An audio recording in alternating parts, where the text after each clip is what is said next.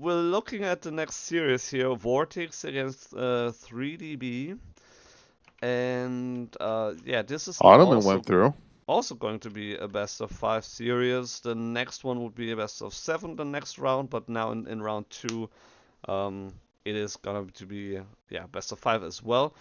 Yeah, Ottomans going through, almost most notably, Sengoku, of course, getting banned again by either player. It's just too strong to let it, you know. Don't let Yeah, someone Sengoku's who's the a good obvious player ban let it because go.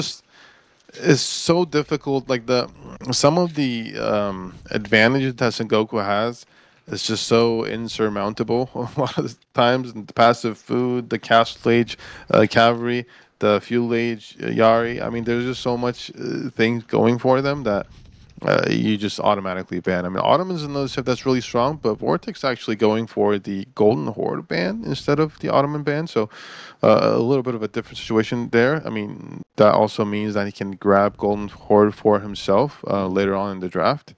But I don't see this draft as too lopsided. I mean, B definitely has some strong civs like China, Ottoman, and things like that. But Vortex also has a really solid Malian, Japanese, and Golden Horde himself, and a Yubin. And so, you know, pretty even. It just comes down to what matchups, right? Yeah. Notably, though, Holy Island is available for Vortex, and I was actually surprised. Loose Front, I thought, banned Holy Island. I don't know if I saw that correctly, but Vortex is, leaning into it. I think because we all know that Spanish bros are really good on that Mm. map specifically. So different options for the players here.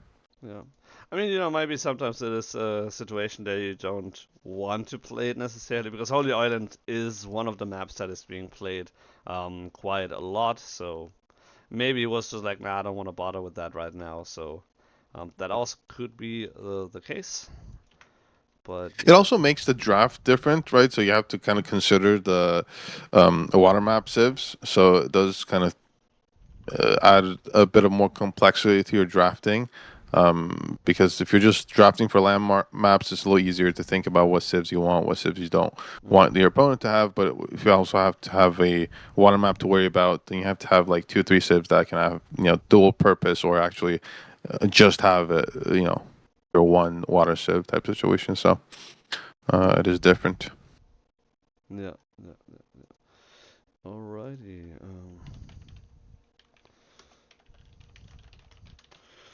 Good. I just need Like, to double check here. While all of this is going on, just to gonna do a short sellout. We're also hosting Low Elo Legends right now. Gonna start in just a couple of minutes. And today is a special event as well, which I'm so super bummed that I cannot play in it. We're doing an all random tournament, and so you're not gonna pick the civ as you would usually do, but that's you're good. instead playing, all random, of course, your opponent as well. And then even the maps are gonna be all random, like mega random or land mega random map. And there's even, I don't know if you knew that, but there's a mirror random map, which is quite interesting. So it's basically just splitting the What's map in half, and it's just, both players having pretty much the same spawn. So, in oh, terms of fairness, that's really, really nice. So it's still random, but whatever you I have, was your gonna. opponent is gonna have as well. I was gonna say it's so super RNG Yeah, in terms of the random because your civs are random, yeah, the yeah, yeah. maps random, and so it just felt like RNG, the ultimate RNG moment. But when you say the mirror situation, that kind of dials it down a little bit. So at least you have fair resources. So that kind of maybe balances out a little bit. But it definitely sounds like a good, interesting situation. Because I Hmm. mean, there is a fun thrill about playing random, right? So Yeah. uh, Yeah, that's the thing. I would and have loved to play, but yeah, we're busy with another cool event, so I'm, it's a crying and a laughing eye at the same time. So yeah, it could have been worse, I guess. No. A B notably also has Lancaster. Now they've been nerfed, and seems like a lot of people just don't play them anymore, especially at the top level. They just think they're just so nerfed that they're not workable anymore. But it is pretty late in the draft.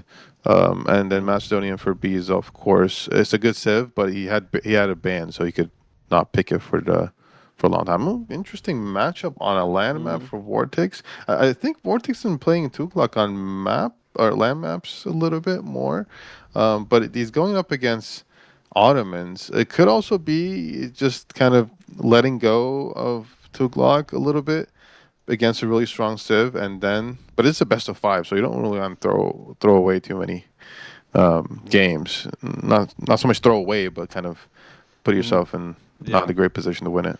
Yeah. No, so the thing is, I mean, it is a land map at the same time. It is Frisian marshes, and so there is water. You know, it's a hybrid map, and we've seen like in Warchief Club, for example, but also in other tournaments, we've seen um, quite a lot of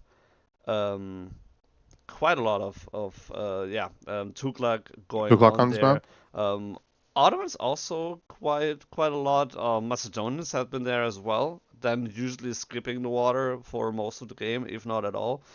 So there's a lot of Tughlaq definitely going on there. Let's see if we can.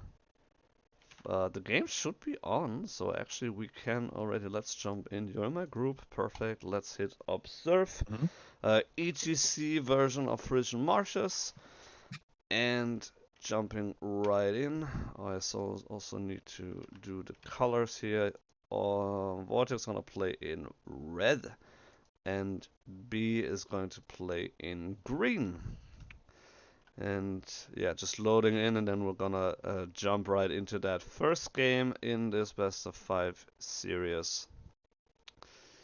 Let's put that into the caster mode, and there we have it. Oh, I need to also add that. There we go, with the banners on the top, really nicely done. VortiX, Tughlaq Dynasty in red on the left side, 3DB playing the Ottomans on the right side, in green moving on wood and also moving a villager already over, putting down the first dog. We have the same for Tughlaq Dynasty. And so the interesting thing with this matchup is, I think I've seen like all kinds of combinations, right? I mean, Ottomans going for Dark Age barracks and then trying to shut down the gold, potentially even doing a tower rush. I've seen that a couple times. One player ignoring water, both players going water. Like, there's all kinds of different options with Frisian Marshes, because it is. I think it's an interesting map, right? I mean, you're kind of close to your opponent, just from like looking at the distance. At the same time, there is water, but it's not deep sea fish, so it is gonna run out eventually.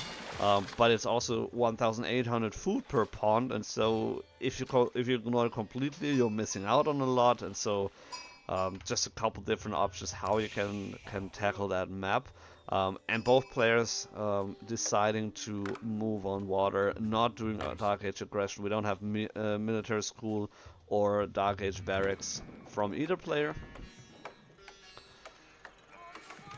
I mean, you just kind of want to get as much of that fishing economy set up as possible, right? And if the opponent's not going Dark Age aggression, then it's kind of like a gentleman's agreement. You Mm-hmm. go both going for that fishing economy. Um, Yeah. yeah, we'll see in terms of if any. Because in terms of when Tughlaq goes on this map, do they go for Tower Victory still, or do they do some healing shenanigans? I've seen both. I mean, most recently I've seen a lot more Tower Victory being played from with the Tughlaq. Oh, But there's a on barracks Frisian coming down. Marshes, I think I've seen mostly the Dome of the Faith. So that is a good question. I'm not so sure about that. I mean, for Ottomans, it's still gonna be the Twin Minaret Madrays, right? I mean, it's not gonna be the what's the Yeah, other I one? mean Sultanati probably. Trade Network is it's Yeah, probably not gonna be the play here. I mean, technically there's a market, so you could go for that, but it's just very exposed and it's not easy to really pull that off. Yeah. I mean you can go for it. I think if they're both workable in terms of landmarks, especially if you have water economy, that the B might go for the Sultani Trade Network just for the pass, not for actively trading, but it could just be kind of garrisoning it and passive gold that way. But we'll see in terms of what field landmarks they go for. The important thing right now is that B actually went for the barracks right next to his dock instead of going for the second dock. So he chooses the first dock, 4 fishing ships into barracks, and then trying to put on the aggression. And VortiX did scout that pretty early on, so he does know about this. But I think his idea is just to go more docks, and the fishing ships can shoot, right? The So Tughlaq so I ones think he's gonna can, yeah. defend like that. Yeah. Yeah, Yeah. it's not as strong as an archer ship, but for Dark Age it's not bad. And so that villager will not have the greatest of times. It's the same as the Delhi. The fishing boats, they're kind of resisting any Where's sort the of villager going? Is it to tower the goal? No, tower. How's? I don't think it's gonna get it up because it's just gonna get shot up from Yeah. the things. No. It should be like the fishing boats should be able to. No, it's just right outside. Oh my goodness. Okay, so I think it can basically just outside of 2 villagers 2 too. villagers even. Alright, so we do have the late Dark Age aggression B pulling a few of the spearmen, almost killing a villager, and it's just, yeah, being annoying with the Oh. villagers on gold.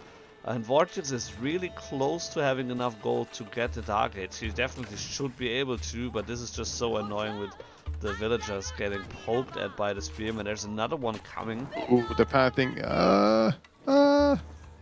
The villager might go down actually. Oh, he does. Oh, he kind of went half between. He's gonna lose a spear instead. Oh, he's not gonna even get the villager. So he did a little bit of a hesitation going back, and that made it so that VortiX did not lose the villager. Now, importantly, VortiX, the villager that was going for the docks, actually went on the other side, and B is trying to find that villager with that one spear, trying to chase so they can get a villager kill. But VortiX all the way on the other side of the map, building a dock there. I think he's just trying to get the as many docks as possible, and the scout's gonna actually spot that out just about now, and then that villager's probably not gonna be able to make it back home. But that tower is interesting. I did not expect it to be out of range. It looked like if you just bring it closer, it should be in range, but I guess this was just out of range, which is really good for B. I mean, I was expecting the villagers to just get shot. Yeah, no, absolutely. I mean, this is just like, basically half a tile missing for the fishing boats to be able to shoot at the villagers building the tower. I mean, of course, B pulled the villagers from the left side, and so it was a little bit further away from the pond, but regardless, really interesting that actually worked. Spearman trying to, or rather the villager trying to put down a quick wall here on the left, on the right side here, but yeah, Spearman being able to get on that.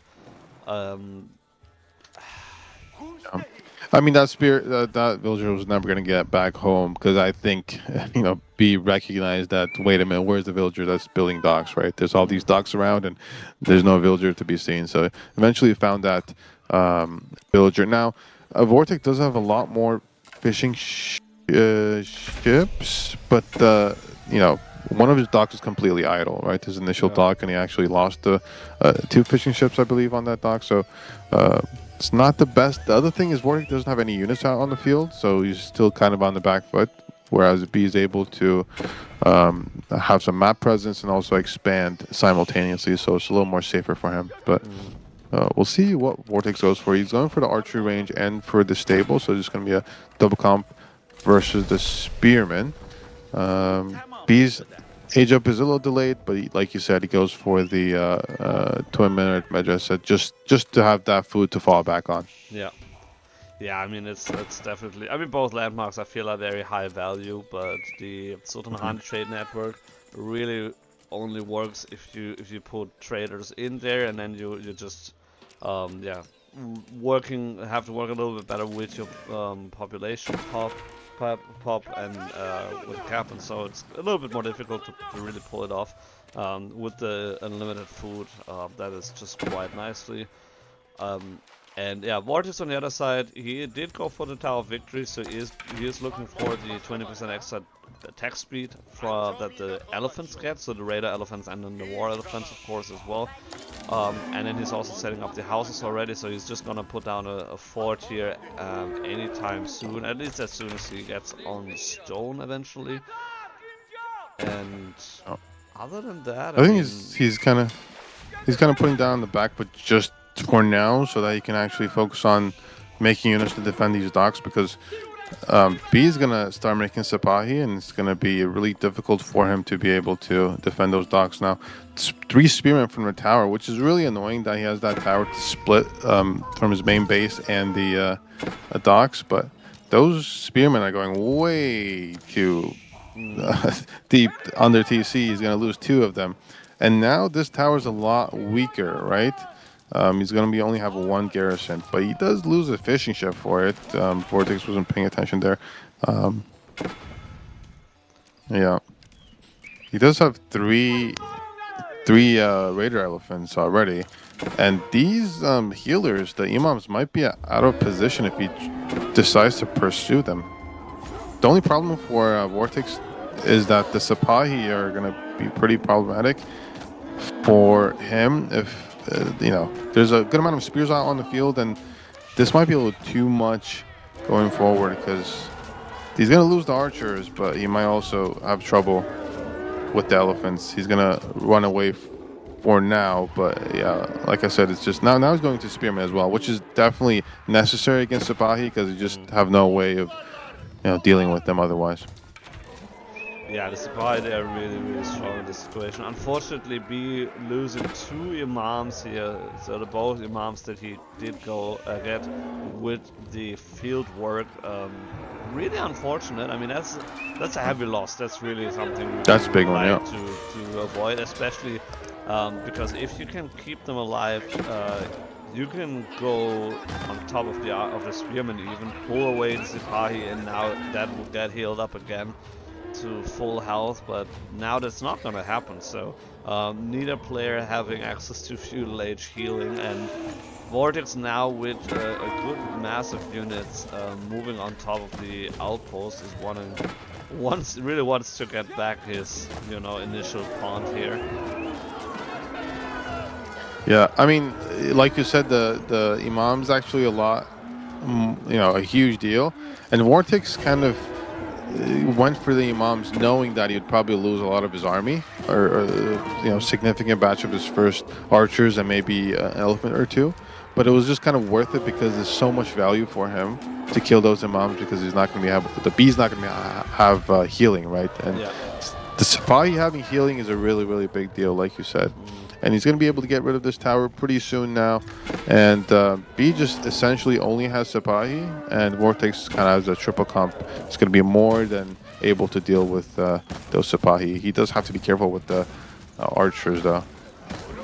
Yeah, that's the thing. Like, don't be disrespectful to the Sipahi. They're unfortunately super, super strong still. So now the tower is burning, which means that eventually it will go down, but not without a fight here. Some villagers getting killed as well. Sipahi on top of the villagers should get... Nah, that's not gonna be another one. It's funny how well these Sipahi do against the raider elephants. They're fine. Yeah, they're kind of doing so fine against them. It's kind of, it is really weird. So I mean, I do understand all the Sipahi hate, from like, they're not knights, but I mean they're pretty damn close to being knights on a. And now, just burning down the fishing boat, trying to burn down the fishing boat at least.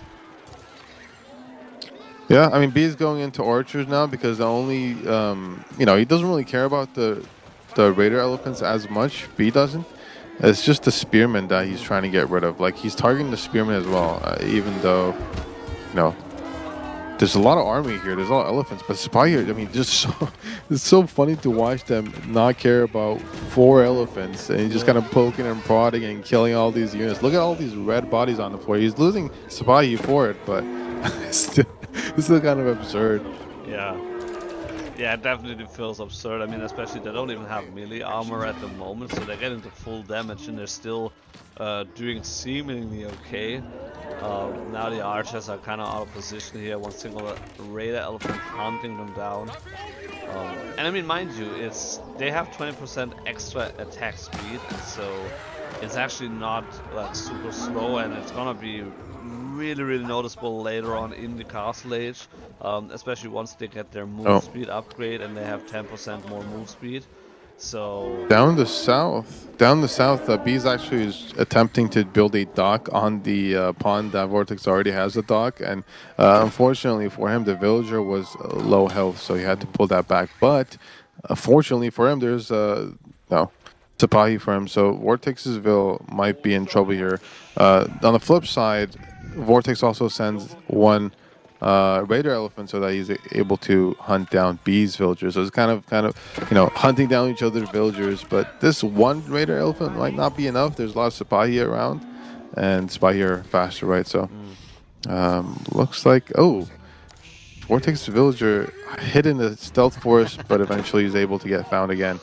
Yeah, yeah. I mean, B doesn't have a scout. I mean, neither player has a scout right now, and so it's a little bit more tricky to find the villagers here, and players doing a little bit of a mind game. And B splitting up a lot of Sipahi, so one is torching down fishing boats, the other one was chasing the spearman at the villager. That's so. It's so kind of suffocating to deal with Sipahi in this situation. Yeah. But the one huge advantage that Tughlaq has is that timing, right? The age of timing. Now the Raider Elephant is going to be much, much harder for the Sipahi match to deal with. And VortiX just attacks, right? He's not going to be worried about defending his docks as much. He just kind of wants to attack at the heart of the Ottoman economy. 3D B is also now starting to age up, so he's gonna have more barracks coming down, I assume, for spears, right? Because at this point you don't want to deal with great elephants with only a Sipahi. Yeah, I mean, technically, I suppose you could, given that the Sipahi are pretty strong, but it's just super annoying, and then you also have quite a lot of spearmen here, so it's really not cool to run into the raider elephants. The spearmen though have the issue that with the trample ability of the raider elephants, if they're in bigger mass, they can just mow them down regardless. So the archers are gonna be really nice to deal with the spearmen, and then we're gonna have most of the Sipahi. And now a big fight here before the age up comes in. So B just fighting with the feudal age army, taking care of the spearmen at least. And just I mean, even though VortiX is Castle, this is just the Ottoman army, right? I mean, you're getting more attack speed from the meta. The archers are doing solid work. There's Sipahi, and eventually, it kind of gets a little difficult. But still, VortiX has to go back, right? I mean, B has been trading so much better than VortiX this game. How gross was that fight? I mean, seriously, we're talking like the feudal age army of the Ottomans against, veteran raider elephants, veteran archers. No, sorry, it's only feudal age archers from VortiX, but still, and then the veteran spearmen, and it still worked out in favor for B while he was aging up, and now we're having the same fight again, but we already have. I mean, we're getting Lancers now, so I guess we're not really as worried about upgrading the Sipahi at this point. Yeah, I mean, they did their job, I guess. Yeah, I mean, they definitely it's did. incredible to think about that. It's kind of it's not, war elephant or anything like that, but it's still a large cavalry unit, and there's no spears essentially on B's side, and you're still able to win that fight, even with that tech difference, like you said, is really, hard to imagine that happening with any other civ. Yeah, I mean, we're kind of seeing why people like to ban the Ottomans in most cases, because they can be really strong. Like, admittedly, they don't really have any eco bonus besides having cheaper military buildings, but they're free units. And then also, I mean, with the Mechta making the units a lot stronger, Sipahi being really strong units, definitely not something to look down upon. And then, of course, at some point we're talking Janissaries as well. Bombards, great bombard. Now we're getting free siege, so definitely not a weak civilization at all. B almost running out of gold now here in the front, so he'll go to the next one relatively soon. And the only essentially, like you said, there's not much in terms of eco bonuses that Ottomans have, right? It's just their military schools and there's the strength of their units, and that's kind of their advantage. But The one exception to that is that Anatolian Hills has 15% mining speed for villagers, so that's going to be that one eco bonus that he's going to be able to get. So he has a lot of villagers on gold, so it does help him. He's going to drop down on a moss for the relics to play on the relics now, but at this stage, if you look at the army difference, it's just going to snowball from here. It's just started, right? 50 supply, almost double VortiX's supply, and plus he's getting free siege. He's got one mango, and then the rest I think he's gonna lean towards Springles, and they're gonna come out a lot faster and a lot more frequency. So B is gonna be, have a lot more map control in general for now. The one thing that VortiX can do is to start dropping down forts, which he is doing it. He has his first fort down and second fort down as well to secure some of that gold, get that passive food as well, and to try to set up, because if this continues like this, it's just going to be too much of a military advantage for B. Yeah, no, he definitely needs to have some way to to combat that. And B now even moving into man at arms, so he recognizing that the rail elephants they're very strong, but they're not countering heavy armored units same as the archers, which by the way they're still fuel age for VortiX, so he definitely needs to get that upgrade as soon as he has enough gold. And so going with the lancers, going with the men at arms, that can really throw your opponent off if he doesn't see it coming. If VortiX doesn't, then they might just overrun them. And I mean, like, admittedly, it's not, it's not Gulams or something. It's just a regular men at arms, but still. Yeah, but it's combined with the Ottoman mass, right? Yeah. So even though the men at arms itself might not be like something too special, it's combined with a siege, is combined with other support units, range units, and it's also, he is right now both ahead in terms of military mass, in terms of numbers, and it's also ahead in terms of what units he's making. Because, like you said, the only thing that halfway decent deals with men at arms in VortiX's army is the Raider elephants, and there's going to be a bunch of crossbows and a bunch of range units. He's also adding in Janissaries slowly by slowly. B is, so it's just all the more trouble for VortiX. VortiX is moving forward. I don't think he's going to be able to win fights. He does have one war elephant in the mix, which is a big deal to be able to hold. But yeah, I mean, look at this. This is not even his whole army. Yeah. Yeah, now Lancers are coming in from the side, flanking, doing a good job. I'm really relieved to see that we do have the veteran archers, so Tughlaq only taking 5 seconds for their upgrades, paying a little bit more of course, meaning that he can actually we don't have archers left right before, but I mean, War Elephant is going down, Raider Elephant is going down left, right and center, and there's basically nothing left here. Mind you also, I mean, in these numbers here, there's 15 fishing boats as well, and so that's not really a big army. Another War Elephant going down. This is quite costly. They are super expensive, and B can just put the pedal to the metal basically and keep on going.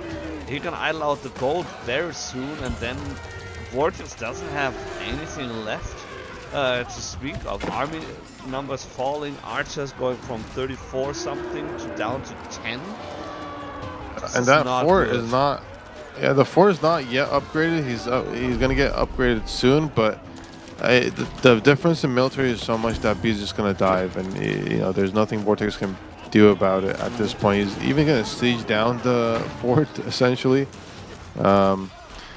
Yeah, I mean, the one thing that VortiX can do is try to lean on those war elephants, but the mass is so much that it's not even gonna feel like it's not even gonna be good. The other thing that B is doing is that he's making imams, because he had that vizier point. He's gonna able to have that area of effect heal. Now, actually, VortiX is able to hold a little bit, it looks like, but I mean, there's so much army coming, being rallied in, that it's still a big problem. But I mean, B is losing some army here. Yeah, I mean, the fort does a pretty solid and convincing job here with holding, especially with the villagers being garrisoned in here. But at the same time, that's a lot of idle time as well. And VortiX desperately trying to hold with just a few Raider elephants.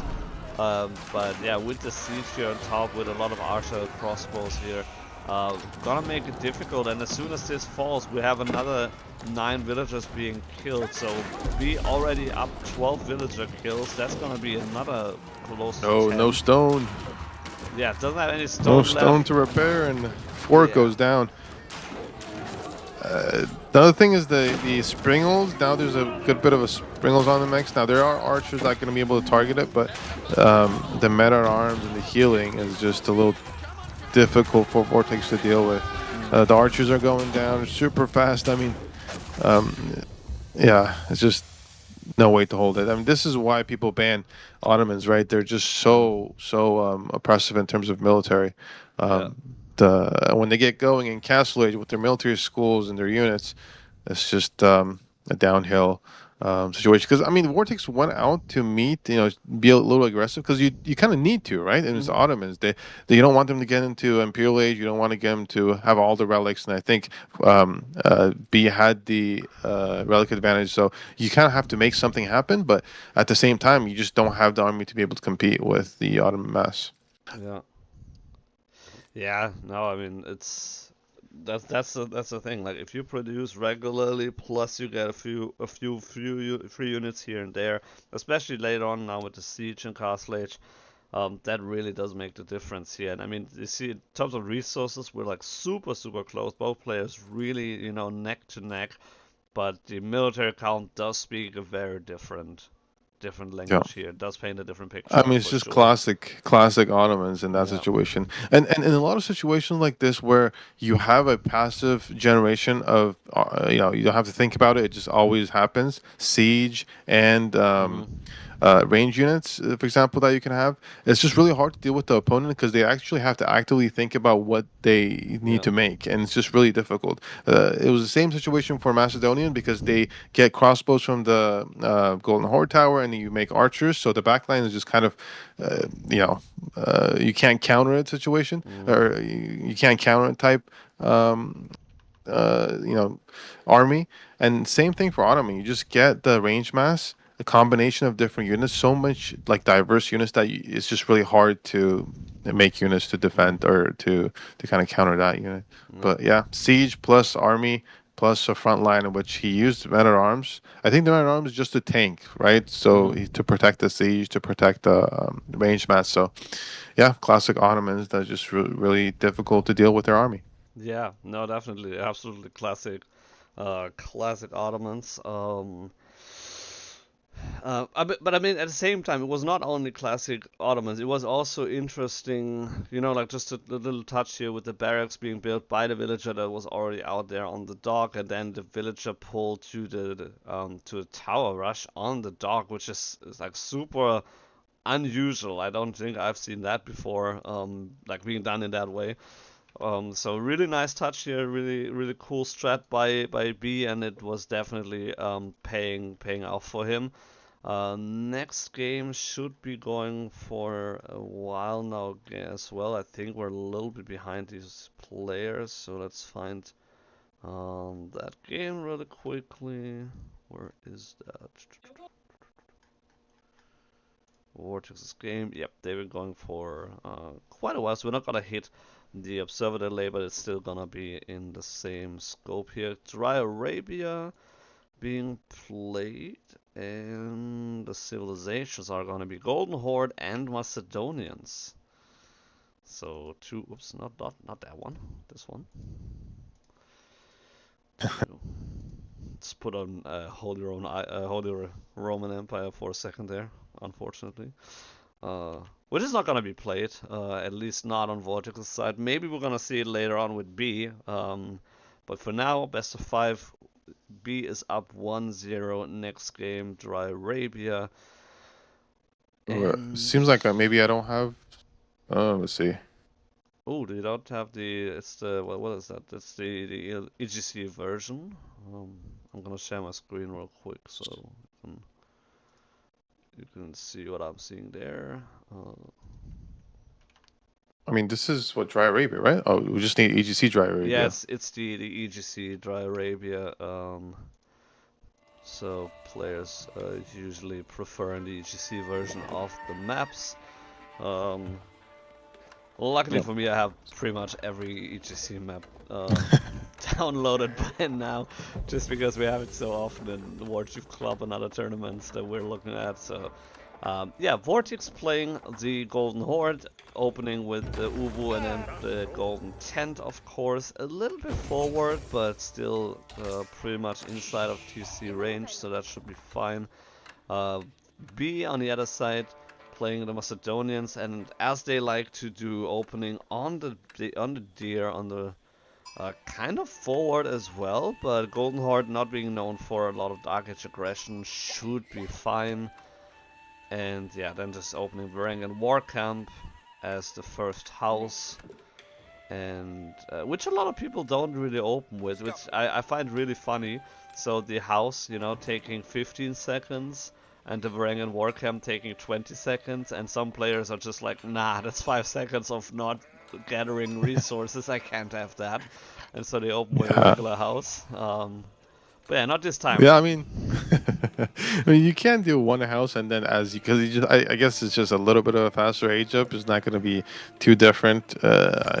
It's what 2 seconds, like you said. But you can go a house and then the second thing you build is a war camp. But Yeah. you can also just build it right away. But yeah, I mean, it's that kind of probably not going to matter type situation for 5 seconds building time. I mean, I don't know. It may for like a super clean build, but at the same time, I guess in situations where you're going on the deer anyway and it's kind of far out, you know, considering the walking distance, idle time, and so on, I guess it doesn't really makes a difference. If you're staying on sheep and you probably have like a super clean build down, maybe then it makes a difference. I have no idea. I'm not too well versed with the Macedonians, unfortunately. You know, they when they came out, they were just a little bit too strong in my book, so I didn't really want to abuse them with the Ridari and the Golden Horn Tower and stuff like that. So I was sticking to my guns for the time being. Um, yeah, Yeah, I mean they're definitely strong and kind of similar to Ottomans that they have they're just really strong units, right? It's really strong yeah, army, really strong units. It's just hard to deal with their army more so than their economy behind it. Now, in terms of spawn, B does have a back gold, so he's probably going to be really happy about that, especially playing up against the Golden Horde with the Torgut. So his mm, gold might be a little safer than otherwise it might have been towards a forward gold. So, VortiX is just scouting that up right now as he's aging up with Khan and Torgoods. And in terms of VortiX, he has a forward Uvu, he has a bit of more of a back gold. It's just kind of, a mix of things, but definitely not as safe of a gold as B does. So, mm, um, I think B is going to be happy with that spawn and could, play for some units into fast castle type situation, which the Macedonian dynasty always is happy to do. mm, Of course, Golden Hole is also looking for that castle age, but a lot of times they're under pressure with Hippodrome free units, right? They don't even have to yeah, spend any units for B. You get them for free as well. yeah.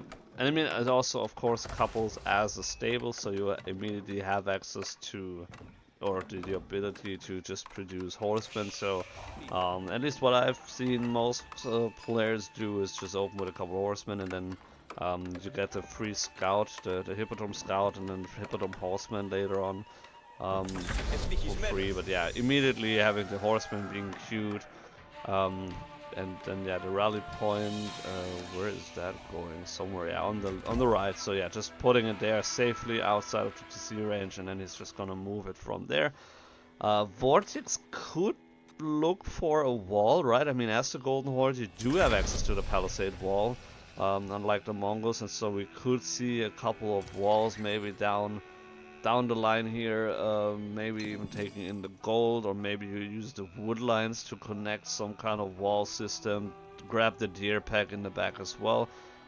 I don't think that's gonna happen, but that would be one option at least to react to the most likely, incoming aggression by the Macedonians. Uh, VortiX is a lot heavily on wood right now, so we could also see the wooden, not a wooden fortress, the fortified outpost. But for Well, I now, mean, we don't have he anything. That's could. cool. He could go for the fortified outpost on that back gold, but I think he probably wants to secure food. The deer or even the boar actually could be a good idea. Vortex has wheelbarrow queued up, is almost finished, so I think he's probably gonna wait for that as well. But like you said, he has a good amount of wood. I believe he has his second uvu right going down as well, so that's complete. He just needs to have that. A fortified outpost. I presume it's going to be on the deer, or no? He already has one on his gold, and he does have to secure his a deer as well. But it's a little more prayer, right? You can actually see what's happening. Yeah. Um, and again, there's also the option to put down a wall there, but for now, just adding a couple tour goods. Now he's adding the barracks close to the fortified outpost, just to make use of the production speed edict. Increasing the production speed by 20% inside of the fortified outpost influence. Which is quite nice. I mean, 20%, that really can make a difference. Um, that definitely is a nice touch, a nice little buff that you can take advantage of early on. And now it's just circling around with the Khan, with the scout, and the two Torguts, the first batch that he was able to get. Is he gonna find anything? He does see the wood line, and he can technically dive that. He's gonna die with yeah. Yeah, a lot of idle time, like the classic, right, Torgut kind of functionality there. And like you said, he also walled in his own deer, Vortex did, so he's pretty safe at base, at least when he's going to be able to, when he's being raided, he's going to know about it, so he can maneuver his villagers. And he's just going to be aggressive with the Torguts, right? He's going to poke and prod a little bit, the wood line.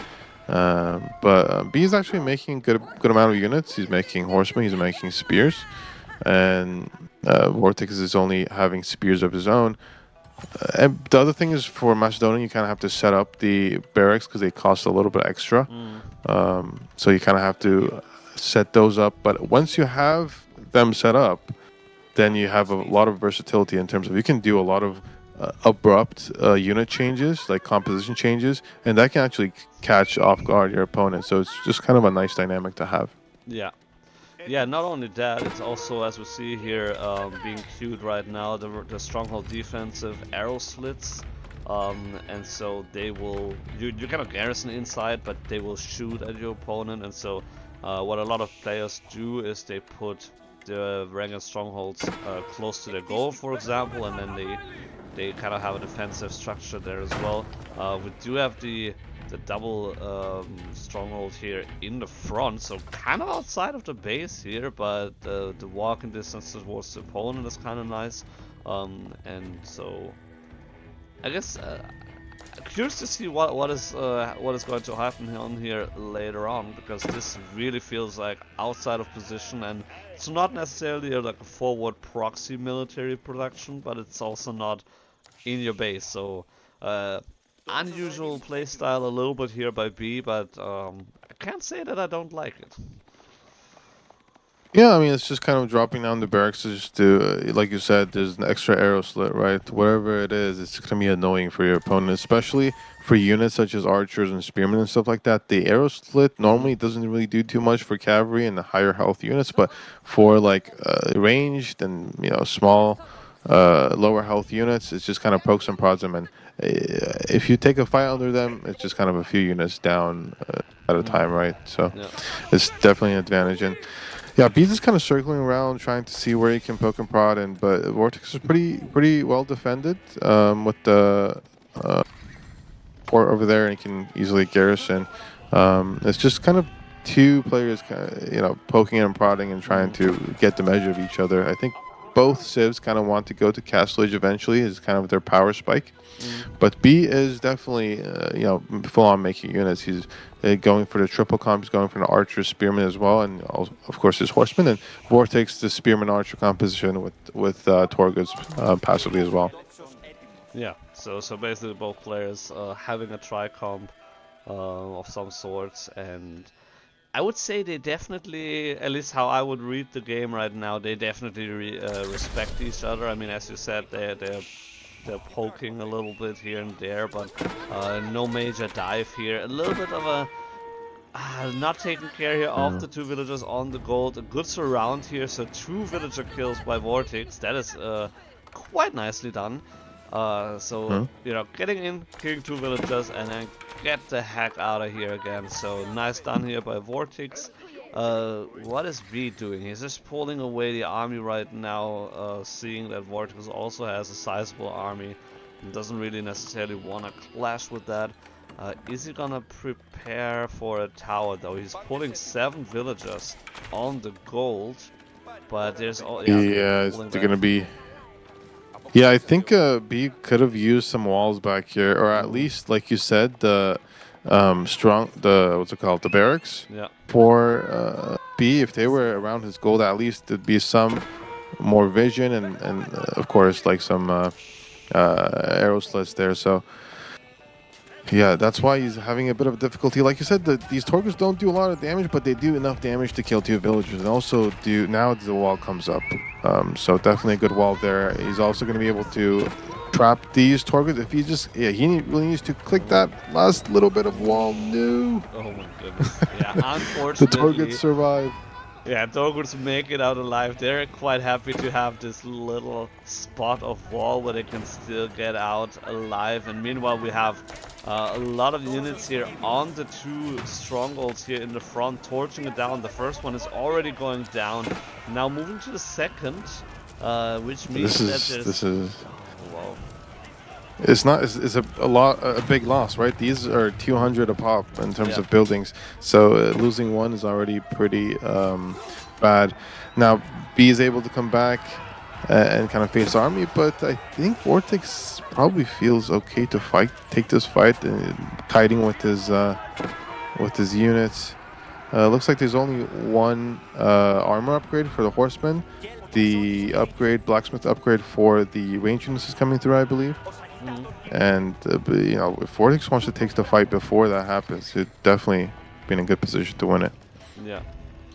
Yeah. Also, I mean, we're not having access to the runestones at the moment because there's you still need to kill a few more units with the ranking units to unlock that.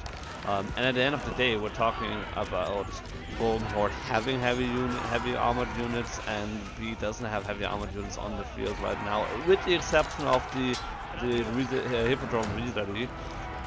But other than that, technically, yeah, VortiX should feel fine, fighting this. The second one is burning down. I mean, the upside is that you don't have to. It's not an emplacement, the arrow slits in there, so it's a tech that you research once, and then you have it for every single one of these buildings. So at least you're not, spending gold and stone every single time, and then you lose that. But it's still 200 wood per building, and he lost both of them. So that is quite annoying. We do have runestone now, so the archers are getting the buff there, but the numbers are definitely in favor for VortiX right now. Having about 3 times as much army value as B has. B needs to retreat. He cannot even take the berries that he would have loved to do right now. He needs to go on the one in the corner, but yeah, losing another stronghold that was built here in the front, that is the difficulty, and that's the issue when you build production outside of your TC range or in front of your TC. It can get tricky quite fast. So yeah, villages there. The Akemacher just getting sniped really quickly by the archers. VortiX in a strong position now, even moving into the castle age with the Muscovy Yasak. So he'll get some better shields, I believe. I'm not 100% sure about that age up. I mean, he's going to be able to get some units that, in exchange for stone, right? But the other thing about Golden Horde Age Up is that immediately their tour goods get, upgraded, right? So they're going to have a whole lot of armor, a lot of health, and they're going to be just a really strong front line. And right now, VortiX has more army, and he's actually can even be aggressive at this point. But he's still aging up, so it just shows you how ahead VortiX is at this point. And it has to do with the fact that B lost, what, 3 production buildings there in the front? And so he doesn't really have a lot of production buildings to be able to make units and use the resources that he has. So instead, he's going to go towards Castle Age, but he doesn't know, of course, that VortiX is already long, past that stage and is already almost aged up. Yeah, no, that is definitely quite the investment to reinvest into these Varangian strongholds. And I think that at some point it would probably be worth it to drop like a regular archery range here or there. If you're just gonna produce the bowmaster, the archers from here, because the regular buildings there, the regular price. But they're not as versatile as the Varangian strongholds. I do get the urge to build them, especially also because of the arrow slits. The arrow slit, right? So, yeah, there's multiple reasons to just go for that, and that's why, funnily enough, I've seen plenty of Macedonian games where you see nothing but the strongholds being built. Actually. Yeah. I mean, you can do that, right? The only thing with that is that you can't really build horsemen and crossbowmen. Is the only 2 units you can. But other than that, everything you can build through the Varangian stronghold, essentially, right? And you already get passive crossbows from the Golden Horde Tower too, so you don't actually have to produce them. And you probably don't want to make horsemen anyways. You already have Verdaria, such a strong unit. But at this point, it becomes super dangerous for B because now VortiX has the tour goods upgraded immediately to Castle Age. He has a stronger military, a lot more military mass. Even though the age up, where is the Golden Horde Tower? He's all the way up in the boar, it looks like, right? He's gonna boar, gold, and deer. But the problem is now there's no defense for the main base. And funny enough, VortiX can just kind of go in and he's going to go for the villagers as well. But even if the villagers run away, he can just burn all of these buildings down and no more units for B as well. So I think there's really no way back for B at this stage. The military difference is so big that there's going to be more villagers. And if you're VortiX, you see this position. You know all the villagers are going to be there. And so you just kind of, like I said, you go directly for the TC, you go for the buildings. And what is B going to do about it, right? Nothing. There's nothing to do. Yeah, that's not really a whole lot that he can do. It's gonna take about 2 minutes per batch of the crossbow, so that's gonna not really be an option to just wait it out. He does have his own stable he has with the Imperial Hippodrome here close to VortiX's units, so whatever comes out here is gonna get sniped immediately. And then he has 2 more Varangian strongholds, which are just also really close to wedges. I mean, he's adding more. Okay, now he added a couple more at least. Yeah, I mean, he's adding more, but he's also gonna have to add houses, I presume, because after this, he's probably gonna burn down the houses really easily as well. And remember, B right now he has 0 on wood and 0 wood, so he can't even build a lumber camp. He has a market, I guess, but you don't want to be in this situation, right? No, not to mention that also. I mean, we're looking at. We do have crossbows now being added by VortiX, so they're Castle Age. Then of course the Torguts are Castle Age. We have archers being Castle Age, and then we're also getting the upgrade for the Spearmen. So we're talking about a lot of veteran units, and B doesn't have the resources right now to upgrade his units, and VortiX can just now move on to the next buildings. And again, it's 600 resources. He's just gonna keep. He had to spend here, and it's just not. It's gone from worse to from worst to worst. And VortiX is just hunting down all the racks, all the Varangian barracks. Yeah, he's doesn't just matter. He chasing it doesn't down. care. I mean, this is the last, stronghold, the last hold that he has. Villagers on the run, a lot of idle time, of course. Trying desperately to get some wood income. He's not housed at the moment, so at least that he has that going for him. But just look at all the villagers being on the run here. Yeah, 38 it's pretty villagers. much. This is basically everything that he has except for the 10 that are sitting in here. So all the villagers are either idle or running around and now just getting hunted down. And VortiX has a field day here. I mean, there's. I hope it's obvious, but there's no way back for this because there's so many villagers, and I mean the Golden Horde Tower is doing a lot of damage, but at some stage the villager difference is just going to be too much. 36 villagers versus 67 at this point. The army difference is also pretty big, and yeah, it's only a matter of time. It feels like at this point, but. Yeah. Yeah, I mean, like you said, VortiX is just from the beginning of the game, he's just been hunting down these barracks, right? So there's just no production for B to use his resources, and eventually that boils down to not having units, and so not having the villagers that you can have safely gather resources, and then now even the resources don't look great for B, right? So it's 10 military mass versus 43, and VortiX's eco is much, much, much better. Yeah. I mean, just imagine like about 60% or 70% of the villagers that we had were killed, so that is a quite difficult situation to be in. And in the meantime, we have 7 stockyards being added by VortiX, so his eco is thriving. And then one interesting thing to note about the Golden Horde, how they work with their double production, is that in the first couple minutes they're slightly behind in villagers, just because it takes 37 seconds for 2 villagers to be produced. But since that is less than the 40 seconds that it would otherwise take, at some point they're gonna get ahead. So even with 1 TC, they still eventually will have a slightly stronger eco. B doing a really good job here, trying to get some villager kills here, but is actually not really able to find the low health ones with the few that he has on the field. Trying to raid, but it's not really working, and there's just too many units here. The Roost Tribute on the field as well, that you get occasionally as the Golden Horde. And yeah, stable now getting dropped, so we're basically at a point where we can almost landmark snipe our opponent here. Yeah, I mean, that's what VortiX is going to do, right? He can select all military and right-click the Golden Horde Tower essentially at this point, but... He could even take all the villagers, just take everything and just landmark snipe. That would be fun, but I mean, it is also risky. Like the Ritari numbers are surprisingly high for the situation that B is in. I mean, I know I would have certainly collapsed minutes ago, but he's still holding on. Unfortunately, now on top of the spearman here, but still he's causing a lot of idle time. So even though his eco is way down, yeah, he's still trying to do his best as he can to get some resemblance of the eco damage here.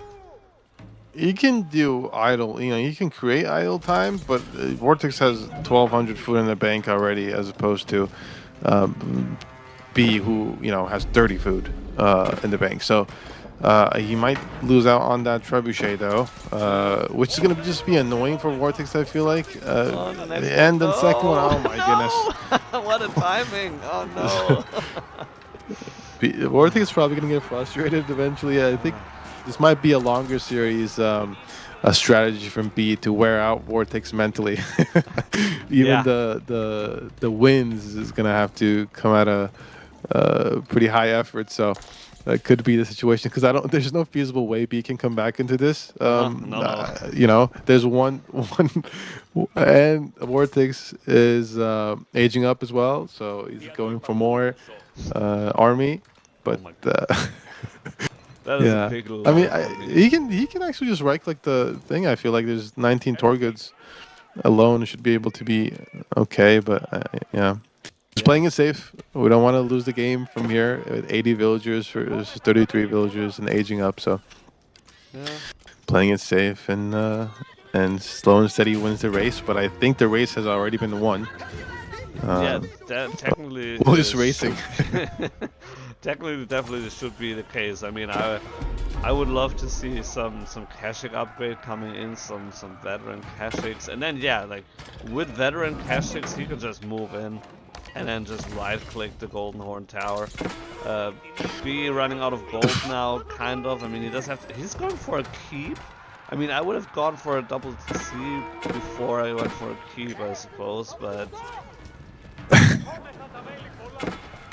Yeah, well, that's that's boring. Yes, we need keeps. We need defenses. The opponent doesn't have good trebuchets, so we should use that to our advantage. And the funny thing is that trebuchets do so little damage; it just takes a long time for them to kill buildings. I think it would just be better if you right-clicked with units faster. yeah. So, yeah. Yeah, that's the thing. It's a traction trebuchet, so it is a little bit cheaper, but also, yeah, quite a little bit weaker than regular trebuchet. Also has less range, right? I mean, with 14 range, the Mongols and Golden Horde actually doesn't have a single unit outside of the Weiwei power to get. For example, if you're fighting against the Berkshire Palace, it's super annoying. So yeah. But I mean, we're not gonna have a Berkshire Palace here. Instead, Imperial Age coming in for VortiX, and yeah, just now. B's unfazed. B doesn't care. Yeah, he doesn't care. B's got this. Yeah, I mean, B's unfazed. Doesn't matter. Imperial. He's gonna build his keeps. He's gonna make his Radari. The VortiX can try his best, but he's not gonna break the resolve of B. Yeah. But yeah, I mean, it does make sense, right? I mean, so B is up 1-0, so a loss is not the end of the world, so he could just tap out. But at the same time, if you're like, I'm just having fun and my opponent is like, he can only lose, right? I mean, you're not, you're just playing for time and just, yeah, burning out your opponent a little bit. But as that happens, he does tap out finally, so... An entertaining series, very well done by VortiX. Definitely had the upper hand for most of the game, in part because of this forward production that I'm not really big on, and yeah, rough game for B for sure. Yeah, I mean, like you said, it's just you lose your production, and your production is kind of an all-purpose production building that costs more, and it just kind of goes downhill from there. You lose the military advantage because you can't produce units, you can't use your resources, and because you can't use your keep up with the military, you also lose out on outside resources. Your economy is under pressure and stuff like that. So it's just kind of like you said, the four. I wouldn't think that would be such a big deal, but the early. Villager kills back in the gold, and then eventually the burning down of the barracks just goes downhill from there. But I mean, B did show incredible resolve, and he tried his best to get back into it. So yeah, you never know. Yeah, that's the thing. Like, your opponent can only lose at this situation, so maybe you make something, crazy Hail Mary happen, and if that would be the case, you might, yeah, make it back into the game. If not, you still drained resources, mentally from your opponent, and potentially making the next games and the last games of the series a little bit easier for you. So it's kind of like a win-win situation either way for you at this point, I suppose. So yeah, with that, we're in the next game. I mean, not we're going into the next game rather. So, what game? Wait, what the map is? Coastal Cliffs. So I need to update that still, but it's gonna be Coastal Cliffs Malians against Rus. Oh, okay. VortiX on the Malians and for B. It looks like. Yeah. I mean, this matchup is a classic matchup going back a long time, but recently and on this map, it's probably a little bit of a different dynamic. Sometimes you can even go for Kremlin on this map if the boar and the deer are in the same place or something like that, but because you can also secure a lot in the front, right? So there's triple gold, for example, for VortiX. Oh, but he's Malian, so that makes no sense. Oh, triple gold and boar for B as well. So yeah, I mean, you can do Kremlin there. I'm a Kremlin enjoyer. I'm a Kremlin supporter myself because you don't have to worry about it, and it's too much work to use the golden gate, personally. But I Yeah. mean, there's definitely different options you can do. The only thing for Malians in this map, VortiX, there's just triple gold right in front, so it's in terms of spawns go, it's as bad as it can get. And speaking about spawns, B in classic B fashion goes for the barracks with Roos to try to attack on that pit mine. So maybe VortiX is hopefully going to scout that up so he can be aware. He only go for 2 houses on his pit mine yet, so maybe he is thinking about it. He's building more houses, but I think if you're somebody that plays against B, you kind of are suspicious in these dark gate situations, so you probably want to scout. Um, but VortiX has not seen the barracks yet. Yeah, no, he did scout the triple gold in front, and so he just barely missed the barracks here, which is even a little bit in front. So he could have gone for that. Um, He still doesn't know though. he doesn't know. The thing is, like, it's not enough to prevent like the age up. I mean, now adding 3 more houses, we have a 7 house Yeah, it's not around the good. pit mine. But if we're looking at the the placement, the spearmen should be able to burn everything down. And so Yeah. that's just gonna be super annoying. Now Vortex is getting alerted by the attack ping here. Roos Dark Age Spearman Oh, you also gotta not pull something you back. see every You gotta pull single day. back. Oh no no no no no no. Oh, The taking the veil shit goes down. out. This is disaster. I mean, so unlucky for VortiX because he scouted B's base mostly, but the Mhm. barracks is just out of field of vision. So Yeah. he had no idea that these spears were coming up, and he thought only one spear was coming, and he wanted to finish that house, but the second spearman, and then he loses the veil. So this is Mhm. as bad as it can get for VortiX at this stage. And B's going right for the pit mine, so he correctly realizes that there's really no way VortiX can defend this right now because look at all those houses that he built. Yeah. There's no barracks plate, there's no tower plate, so B's just going straight for the pit mine. Yeah. Yeah, no, that makes sense. I mean, of course, you can try to, if you burn down the houses, they obviously have less health, but you're not gonna pop cap your opponent anyway, so that's not gonna happen. So going for the pit mine makes the most sense. Again, like from looking at gold, it's not a big deal. It's not gonna change a whole lot here. We do have a tower Ooh, being built, I don't tall know about that outpost. tower. Um, that could be tricky. We have the 2 villagers coming being pulled as well. So yeah, B was actually going for a tower rush, which is a little bit more difficult for Roos to do because they, quote unquote, only have access to the wooden fortress, which is a little bit more expensive. Villager being pulled here, getting a little bit low health here, so just getting poked at. Oop.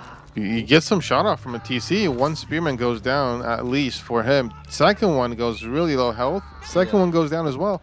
And the tower actually goes up before the roost tower, but it's not in range, and he has to pull villagers. Yeah. VortiX. I don't Oof. know about this one. He already has most of his villagers low health. The only upside is that there's not much spearmen left. But I think the tower is going to be finished by the time. No, actually, there's just so many. The problem is there's so much idle time now. How many Yeah. villagers are not doing anything? Oh, he finishes the tower as well. This is. Oh no, go back. No, he can't go. I think this might be a short game. Oh wow. Oh. Okay. Yeah, villager That's on another the build run down. here. No, it's not. Oh, we're actually killing the villager that was already in the tower. So 2 villager kills. I mean, Vortex also killed 1 villager at least. So he just doesn't want this tower to be up there. I mean, it's Oh my wow. goodness, that What a was. He only lost. Can you believe he only lost 1 villager in that ordeal? yeah. I That's don't the know how the crazy hell thing. that happened. And like the funny thing is that villager was even like garrisoned for a short second, but that arrow still somehow got into it, right? I'm not sure That's incredible. that just like shot it right there, bullseye like, and then yeah, that was it for that villager. So actually did go a lot like I mean except for the idle time, that of course is really like annoying. But at the same time, Yeah. B had all this investment into the Dark Age play, into the village, into the Dark Tower rush, pulled 2 villagers as well. So I mean, that's also quite a heavy investment. So, you know, all things considered, that definitely went better for the Malians than I expected. So, yeah. Yeah. Oh, I maybe 1 villager for VortiX, 2 villager for B, right? Yeah. Yeah. Yeah. Yeah, but I mean, I don't know how VortiX managed to do that. It's pretty impressive. I mean, by all accounts, but what it seemed like, he was going to lose the pit mine. He was going to lose all the houses. So he just kind of Hail Mary tried to go for that tower. I would not be brave enough to go for that tower. Nah. But VortiX is going to be able to micro and have no problem there. So. Yeah. Impressive there. Now B doubles down. He's not going to be denied. He's going to tower rush. He's going to ruse tower rush, and nobody's going to be able to stop him. So he's just going to go for that tower rush. 8 villagers. 8 villagers. I think he's going to go for the boar. He's going to go for the boar under the thing. So well, I mean, not only that, it's also that the double with that really terrible spawn for the Malians with the double gold here. He doesn't even need to do a whole lot with that tower other than, even if it would just deny the double gold, it would be worth it. But now with the boar, of course, that makes it especially worthwhile. And so a little bit annoying here for now for VortiX, but at least he is in feudal age already. He can go for an archery range and then either snipe the spearman if he can. He could also try to go around and then hit the villagers. Which, by the way, we don't have a hunting cabin here. Is it? They're going back home. Oh, bye-bye. No. I don't know what he's going to realize, but... Oh, okay.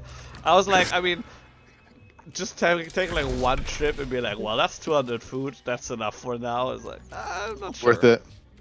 Oh, he's going for another tower, because I think he realizes that the archers can just snipe out villagers. Yeah, he could go so another 8 villager tower coming right up for B. It's going to be a very fortified position.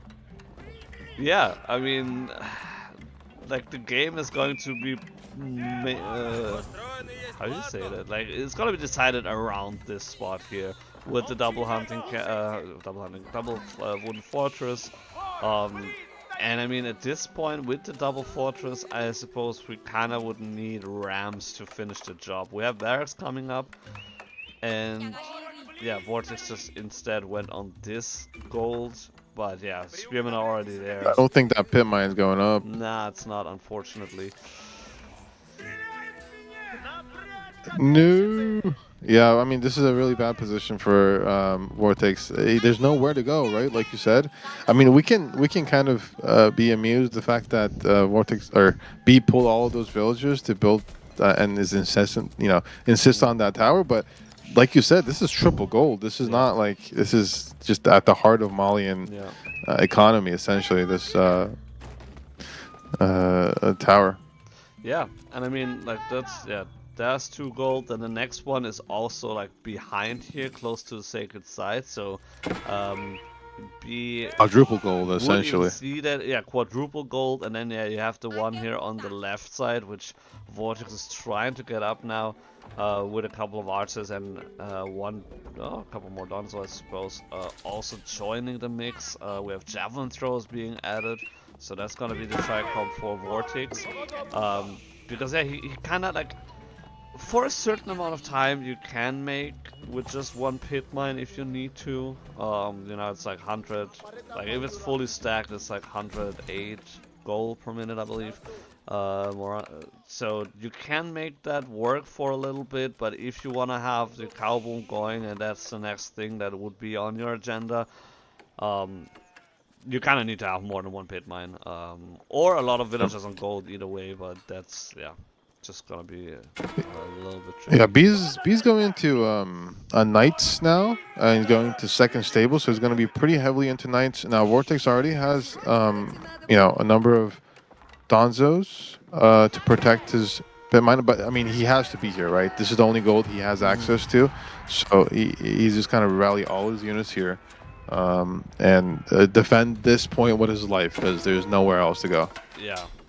Yeah, I mean, he could go. No, I guess he can't even. Yeah, he doesn't have access to that for sure. So he has the passive gold income that is nice, and he's gonna, take advantage of that for a little bit longer. But that's the only one, yeah, as you said, where he can realistically take something. By the way, we did have the Golden Gate. We didn't even talk about that, but we don't have the Kremlin on the triple gold tier. Yeah, I mean, makes sense. Makes sense, right, It for does B make because sense. he's gonna be aggressive and he wants that resource. He's already had a good bit of idle time, and plus, he doesn't. He has these wooden fortresses to protect himself.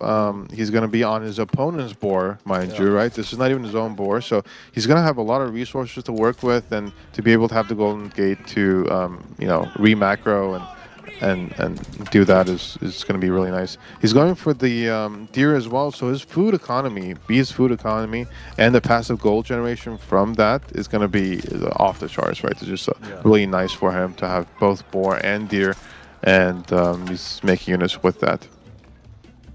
Yeah, a lot of passive gold, and then of course also like just adding gold. Now he just or hit the tier 2, so the villagers having a little better food gather rate, and the hunting cabins also producing a little bit more. Speaking of, we didn't even take a look at that. What about hunting cabins on gold?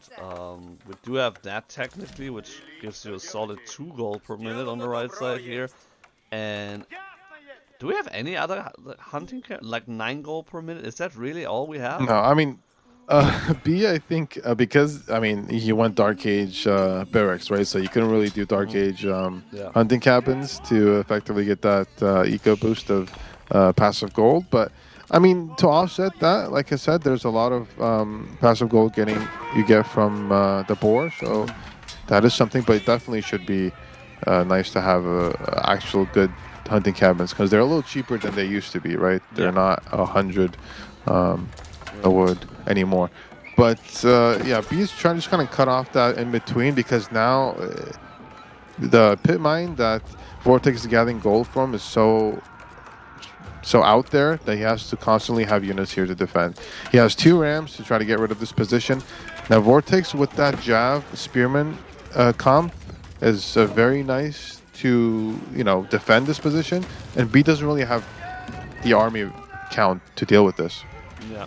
No, he doesn't. I mean, he was eyeing to go for Castle Age, floating 800 food right now, and we can see, compared to like a regular quote-unquote Ruse game, how there's a disconnect between food and gold. He was basically dry on gold and floating 800 food.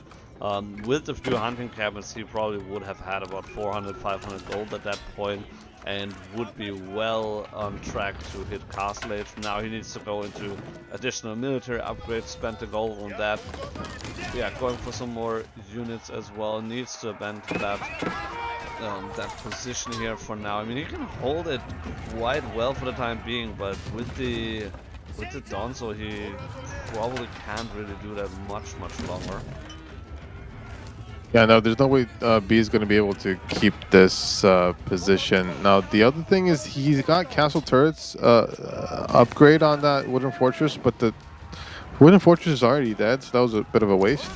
Now he has to panic build a wooden fortress on his deer, but right now VortiX is just ahead, right? B had to reinvest into army, and remember VortiX behind all of this. He even though it was kind of a tough position to start with, he had access to gold because he just kind of went for that far pit mine, and he has cows. He has 16 or 17 cows now, so he's really in a good position. He's better on army. He has a really nice composition, spearmen or Donzo Javs, and he's going to be able to be on the attack while he's going to be able to age up quite soon if he just doesn't produce for a little bit. Yeah, and I mean his food situation, like he doesn't have the boar access to. I mean now he has access to the boar, but I mean he can't really take that as the Malians. So boar is out of the picture, but he does have the cow that he can eat, and now just putting in the additional cattle ranches, just adding that, and so basically as soon as he stops producing units for about a minute, he has enough resources to go Castle Age. Meanwhile, B with not even 100 gold per minute right now is an income, actually needs to Yeah. move on gold as the ruse, which is, you know, 15 minutes and you have to go on gold with ruse. That is kind of rough. That is not really what you were looking for. Yeah. Yeah, I mean, VortiX is able to simultaneously ram push and be in a pretty good position to age up, right? He's getting horticulture just now, which is going to be additionally good for his cowboy economy. But it's just 1,000 food per minute versus 750. And remember, bees both on deer and boar, so it just goes to show you how much food income VortiX is able to get right now. He's just about to click up to castle. You can already see the stables coming down in preparation for sofa, and that's the logical next step, right? A knight archer, and then that would just get destroyed by sofa. B kind of realizes that he's in a bad position, so he's kind of trying to attack, at least get rid of this pit mine. But at this stage, it's a little tough for him to be able to do much. He's going to be able to age up in a bit too. The only difference is the eco, right? When VortiX ages up, he's going to have a giant eco boost. And B is not going to have the same. Yeah. I mean, the one saving grace for B right now is that VortiX for some reason wasn't producing units, I mean villagers, for a little bit over 2 minutes, and so he is behind in villagers. And so that is definitely something that B kind of has going for him, and yeah, resources now skyrocketing, and able to go up with the high trade house. Where is it gonna be placed? Okay, yeah, that's unfortunately not a whole lot of trees left, but yeah, VortiX sometimes does this, and it's just kind of, from my perspective, it's just a power move, right? You don't really need villagers. They're boring. Economy is boring. He already has his passive economy. It's fine to be a little bit behind in villagers. You don't need villagers anyways, as the Malians. And right now, he's going to go into sofa, and B is just going to be a little bit behind. He's aging up with 27 villagers. The problem is more so of a composition thing, right? So 8 knights and 23 or 32 archers, and the VortiX is going to flood the field with sofa soon.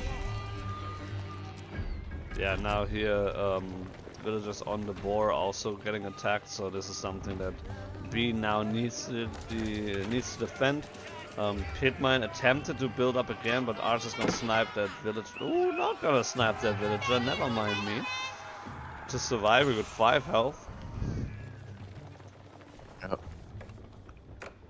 I mean, look at the income difference. It's 15, almost 1,500 food income.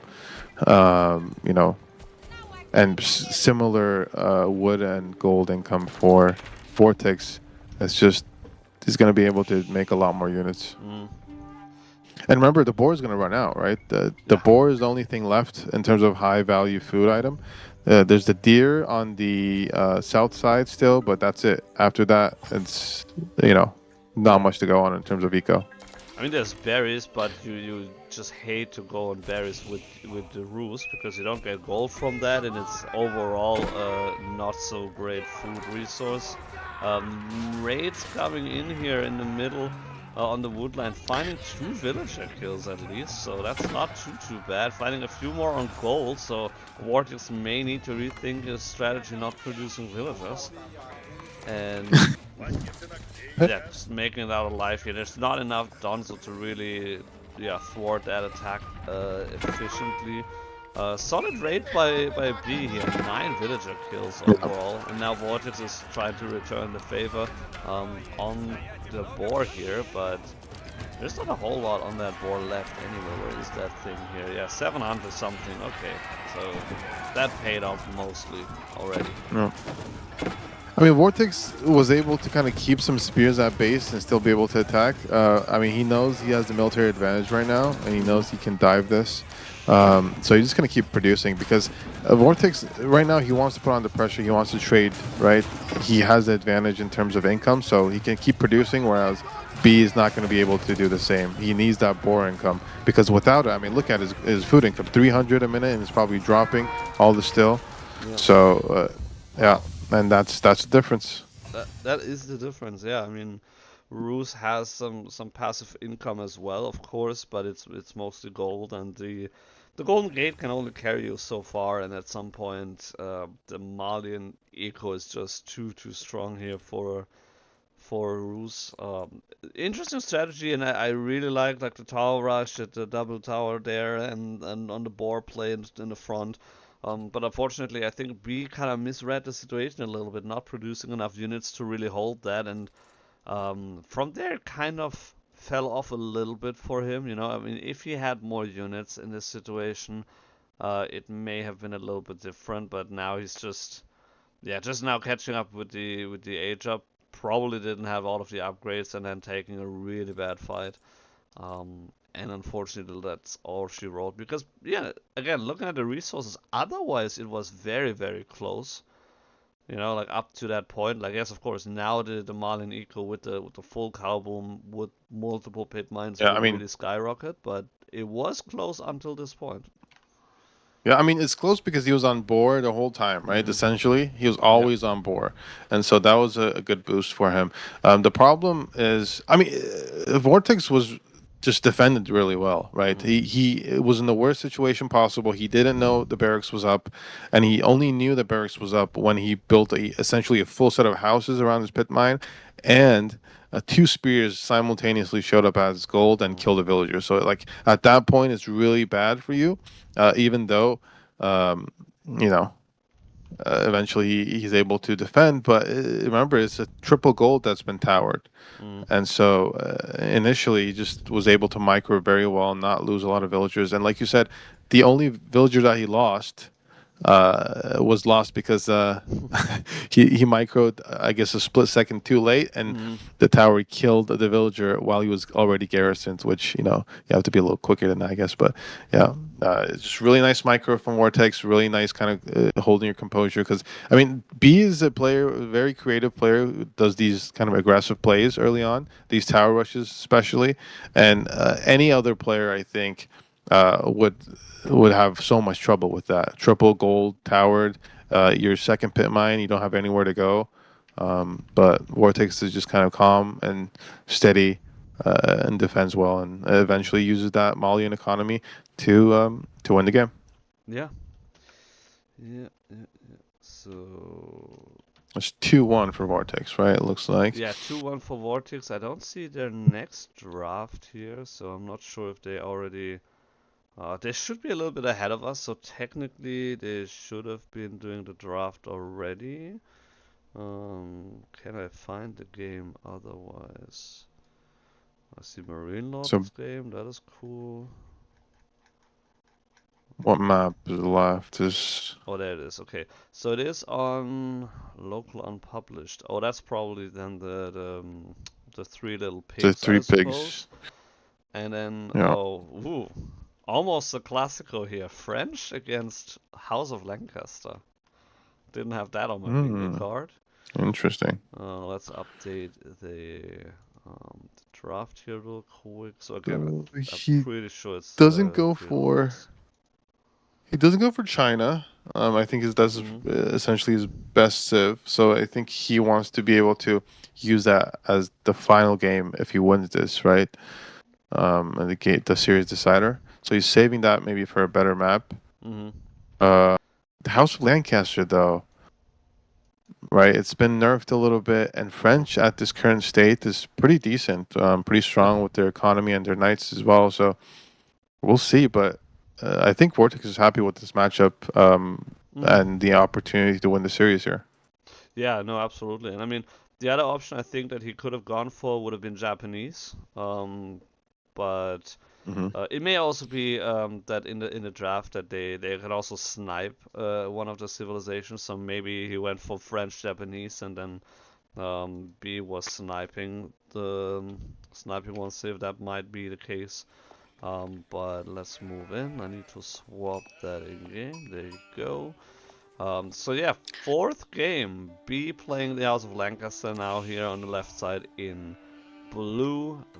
VortiX opening with the French. Also already doing a small wall over here. Did he see the... No, he didn't. He doesn't know about the villager pull. B doing a sneaky villager pull over to VortiX, so the walls This will is so not do B. anything. This is so aggressively B. Everything about this series has been very B. It's very B. Yeah, it is very, very B for sure. Um, It's funny because all these walls are gonna be useless at it's this gonna be, point. yeah, it's Oh, gonna be he's gonna lose absolutely the villager if he useless. doesn't realize he's gonna lose it. Yeah. No. Okay, yeah, Well, great he can't stuff. keep getting away with this. You can't keep Anyways, getting he away. can't keep getting away with this. That's a Breaking Bad moment for VortiX, you know, when Jesse just snaps. You can't keep getting away with this. Oh man. I mean, to be fair, he hasn't gotten away with it much this series, but I'm he all got away here with for it it. there. I'm all here for it. It's just hilarious. Like really great opener here, you know, just being annoying, not taking the gold, which, you know, oftentimes you see people then like opening with a tower mining camp, but then you over mine gold so heavily. So going on the deer instead is just such a power move here. So I really love that. VortiX on the other side, yeah, just moving to a different gold. He's like, nah, whatever. It is what it is. I can't really prevent that anymore. So yeah, also he did go for the wheelbarrow, so he's basically completely off gold right now. So it's gonna take a little bit for him to get to the 200. Has 5 villagers on gold right now. And B, let's take a look at his spawn. So the gold is on the right side. So not as aggressively forward as it was for VortiX. So he'll feel a little bit more comfortable there. And I'm kind of curious to see. To be honest, I don't see a lot of House of Lancaster on high level play. I mean, not really anymore anyway, since the manners have been changed. So I don't see them much Yeah. anyway. But especially on high level, I haven't seen them for a while. So I'm really curious to see what B is doing with that, other than just like, I want to have dark villagers who can shoot arrows. You know, that's why I'm picking House of Lancaster. What else is he going to do? It is going to be the Abbey of Kings. So that's I think the everybody is curious about that, and the curiosity is unpredictable, so we have no idea. yeah, Um, yeah, which is the so cool we'll thing see. about this game here. Uh, Yeah. Yeah. I mean, the one villager loss is definitely, a big deal. But as French, you're able to make that difference. The short bows come up again. mm, Just so dangerous. yeah, Yeah, like you said, after the nerf with the manner change, essentially you need to have your villagers under the influence of manners, and you can't just spam manners to oblivion. So it's definitely a different situation. And yeah, we do see more pulls. I don't know. B thought about it, but I think he's thinking about it more. yeah. I mean, The he was. villagers going back and forth. Do I want He's to have the tempted. scout? Villagers, He's the struggle. the internal dialogue that B must be having. That he's Ah, fighting his demons. yeah, He's fighting his short bow demons. the short bow demons. Yeah. He wants to pull the villagers to deny this gold, but I think it's probably best that he didn't because first he's aware, and also the School of Cavalry is coming up pretty soon now, and Yeah. VortiX already has enough gold for a knight. Yeah. Yeah, that's the thing. He knows he cannot prevent that. He knows that there's a couple of villagers, and so VortiX does have enough gold for one knight. Is now pulling the villagers because he probably thinks that he can retake the gold. But at the same time, I mean, honestly, like, just stick to that gold now. You already have all the walking distance, all the idle time. The damage has been done anyway. B is opening with a tower now on the deer, so hoping to get a little bit more of that juicy venison meat over there. And yeah, we do have the knight in queue, of course, getting out a little bit faster because of the School of Cavalry. And Yeah, VortiX goes for the deer as well on the east side. Now you know, VortiX is spread out a little thin in terms of he's at multiple places.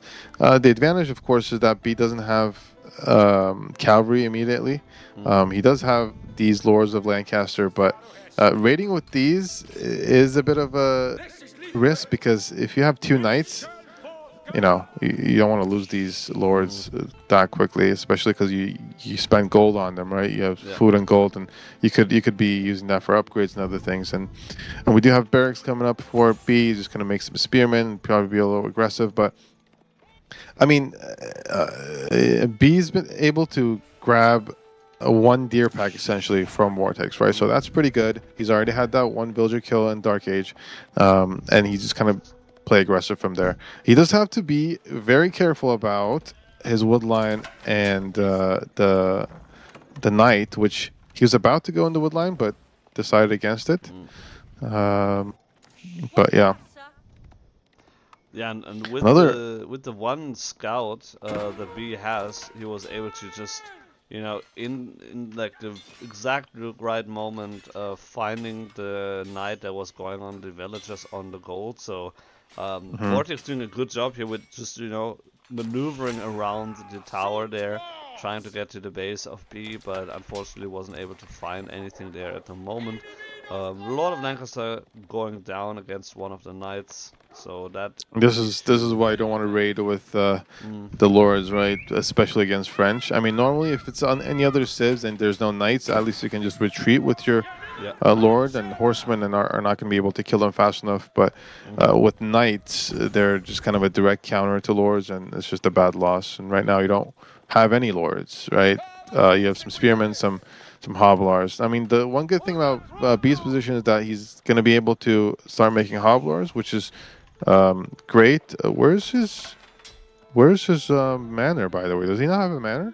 He doesn't have a manor. He doesn't have a manor. No. What in the world?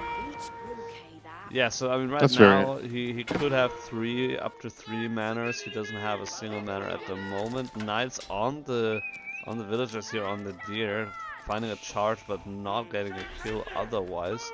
So B may need to, you know, think about, you know, swapping them out, putting them back to the base to have them heal next to the Abbey of Kings, which of course would be super annoying because of the walking time. But what else? I mean, yeah, I mean, with the new House of Lancaster, you don't want to make three manors right away because there's no point. You have a limited amount of villagers at the start of the game, but you do definitely want to have one manor at least, right? Because most of your villagers in the early game, you can just put on one villager goes down. VortiX just kind of pokes and prods at that deer pack, which is his to begin with. But yeah, I'm really surprised that there's like no manor from B, which I don't know how much resources, because it doesn't take much. It's just 100 stone. The stone's right there. You might not even have to build a mining camp, and you just need what, 220 wood, I think, and then it pays it back pretty quickly.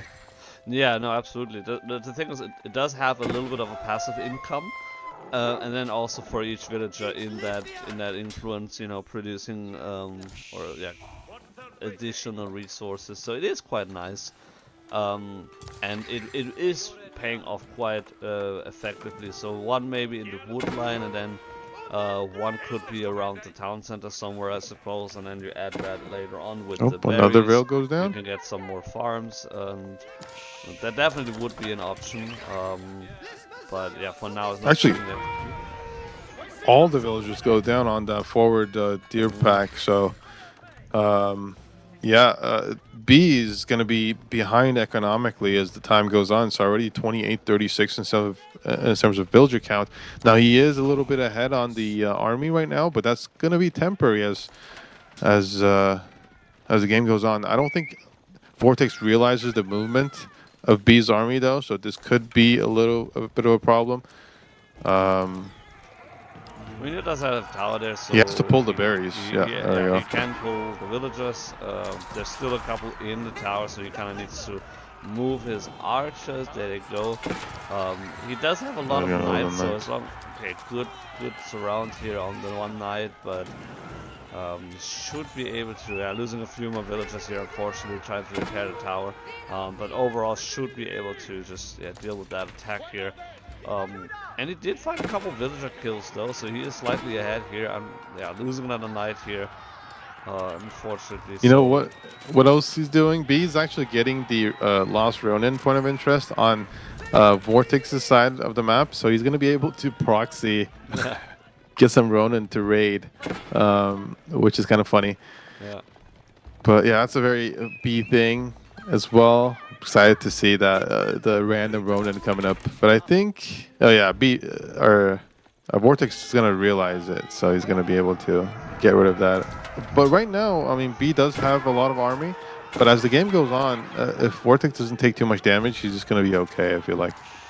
Yeah, but I mean, talking about too much damage, he lost 3 or 4 knights here, and B still has a solid spear numbers here in the front, so I think he did take the damage that is necessary for House of Lancaster to be in the leading position. I mean, yeah, of course, the Hobolas, they're not really a match for the knights. But I mean, they're still super strong, especially when it comes to diving town centers or just taking ranged damage in general. And then you have a solid spearman mass. And then you also have, for good measure, adding the second lord now, so that's gonna be a little bit of an HP buff there. So he almost loses the lord to the boar, but he survives by 9 health. Yeah, B is going for the boar in the middle as well, so his income is going to be pretty good. I suppose without the manor, because he's just spread out so wide in terms of his economy, he just doesn't think that a manor is worth it. So he's just focusing on high value, high income food sources and just pumping out as many units as possible. There's a raid on the berries by B, gets a villager. But yeah, hobblers are just difficult to deal with, and B's also able to kill that one French knight on his gold. I think in general, B's doing a very good job of putting pressure and not taking damage. Yeah, that's exactly how I would describe it. He's putting a lot of pressure up. He's not really dealing or taking a lot of damage, and every knight that you can kill counts quite heavily because VortiX has to pay a lot of resources for that. This one fight now going definitely in favor for VortiX because he has the archers to deal with that, but that was not the main army. And B is just sitting here in the middle of the base here. I feel like in this situation, one of the rare situations where as French, maybe you want to think about adding in spears because it's just that micro just becomes so difficult with so many hobblars, and maybe the spears can even just be defensive, to prevent the hobbler raids because they have so much ranged armor that doesn't really matter, and it's just so much. You're losing your archers so easily, right? Because there's this the spear mass is threatening and you can't really attack it, and No, I totally get where you're coming from. Like I have the same feeling. Like whenever I play French, and I like to play French, it's always the same thing. You're running around with your dual comp here with archer knights, and just take the spearman out of your town of the tower, and you kill a knight almost immediately. And so it's just a difficult back and forth. You have to worry about not hitting the spearman. And then the opponent's horsemen, or in this case Hobolas, they can just run around. You have to do some really heavy micro. It still kind of doesn't really work in your favor. It just feels super frustrating. And the tricop feels just a lot more natural, and you have to worry about a lot less about doing some micro thing here. You can basically A-move, and as long as you don't let your spearmen then run on top of your archers, you're gonna be fine. I mean, VortiX is happy to play this dance in the middle because he has the range units, so he's going to be able to pick off spearmen, even though he's behind militarily in terms of numbers. But what I really want to happen is that I want B to call up 4 sets or 5 supply now of Ronin and raid the food or the gold on the downside. I really want to see that, but. Yeah, he's going for the hobbler raid instead. Yeah, and Hobolas, they're super fast, so of course they can just outrun the knights. He's losing a lot of knights here, though, in the front of his base. Luckily, I mean, it's not very lucky. He's still 3-4 knights going down there. Yeah. I don't know if he has chivalry yet. He does not. So that's another. He can get it, but it's just Yeah, he put in Q difficult. now, so he's gonna get that, but it's gonna take a minute, and then of course it's gonna just trickle in. VortiX also was under attack here on the south side, so in terms of villager kills, both players are looking at the exact same amount right now, 6 villager kills. VortiX's number is now looking a little bit stronger, so he does pull ahead in villager, in army numbers and in army, especially in army value. But yeah, with the Tricom, it would have been a little bit smoother. Now It's just difficult to micro this, right? Yeah, it really is. And with the Spearman enemy, they have a little bit more health due to the Lords of Lancaster, and so it's just difficult to really outrun them. But numbers looking healthy for VortiX. That was not a bad fight here. No, not at all. I think. I mean, at this stage, I think he has just enough archers for the spear. I mean, there's barely any spears left in this on the screen here, so the knights are going to reign supreme.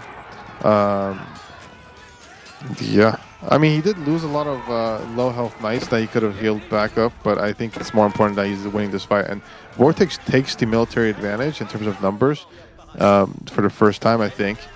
The lords go down. I mean, he's losing a good amount of archers here, but behind this, he has more. Yeah, no, he's still producing, but yeah, no manners, and I think that really slowly is starting to show. He's technically still ahead when we're looking at collected resources. By the way, I just switched on the UI for the sheep, and apparently found about double the amount of sheep than VortiX did. So that's quite nice. Almost, yeah, basically all the sheep, I suppose. Yeah, we didn't talk about that in Dark Age. That's a pretty big deal in terms of French. Yeah, I mean, you remember he lost the villager already, right, in Dark Age, plus this sheep situation. So VortiX definitely coming back from a tough position again, just like in the Malians game, where initially it was looking a little grim, or in a little bit of a bad position. But yeah, he's able to go on the aggressive now. B sticking with the Hobbler Spearman composition. But the archers are just able to pick off spearmen so easily, and without the spearmen, the hobblers die so quickly to the knights. Yeah. I mean, they're not the fighting units that you kind of need to have against the knights, of course. And now the knights can a raid on the deer. Block. Raid on the western deer. So now 5 villagers have to go back towards the base. It hurts the food economy of B further. And remember, B, I mean, it's a very, very food-heavy composition. He's going Spearman and Hobbler, so any damage to his food economy is going to compound in terms of army advantage. VortiX going for the boar on that top side. And I think in general, VortiX is just in a much better position. His knights are starting to heal. No, did he cancel chivalry? No, he hasn't. Okay. No, he hasn't, yeah, they starts healing, and he should be feeling good about his position in this game. Yeah, no, I mean he definitely was in a bad position. I mean, getting his food taken away from him, getting his gold denied by B. Now we do have a Ronin here on the field, but it's just getting hunted down by the knights, so that's not it's too late, B. It is kind of too late. Yeah, the gold here ran out. There's nothing here on the berries. They're gone as well. VortiX now pulling villages. Wow, that is a quite aggressive wall here from the French. I mean, I like it. You know? Why not? I mean, I like it too. The only problem is that all the military of B essentially is going to be here. All of these villagers are going to be caught. One villager goes down, the second one's going to go down, and he has to go back. VortiX has to go back, and also he's busy diving the base, so VortiX is actually going to be able to do damage as well, which is pretty nice. VortiX is rotating with his army towards that side on the western side to meet the army of B. He doesn't want to get skewered here, though. He gets the knights get skewered. He's going to lose a lot of knights on that western side. And in the base, he's also losing villagers. B is, but yeah, yeah, I do like the wall too, but it's just the bad timing. Yeah, the timing not necessarily in his favor, but at the same time, I mean, just look at all that idle time, killing more and more villagers, and now Spearman getting pulled back, so he's slowly losing the knights here in the middle. But yeah, B's food situation is an Ooh, issue right now. Needs to do the farm boar, transition. The boar, oh my goodness, what is happening over there? People the fighting around the Ronin, and the boar. spears. Imagine people in my games taking the boar at some point. That would be something, but Yeah, I mean, VortiX is able to kind of clean this army up, but he's definitely also losing some villagers. VortiX is the thing is, B doesn't have a lot of military, and VortiX also did a good amount of damage and diving B's TC, and even if it's not all villager kills, he got a lot of idle time, right? So yeah. he still should be in a great position. Yeah, no, I mean, overall, like, Ooh, at the same time, I mean, I was... when did B kill so many villagers? I mean, with 25 villager kills for B, I that mean, on is this side, on the crazy. south side, it's just constant. Like he's gonna about to kill a lot more villagers as well. There's no scout, so he doesn't know. But the knights are about to see, and now he knows.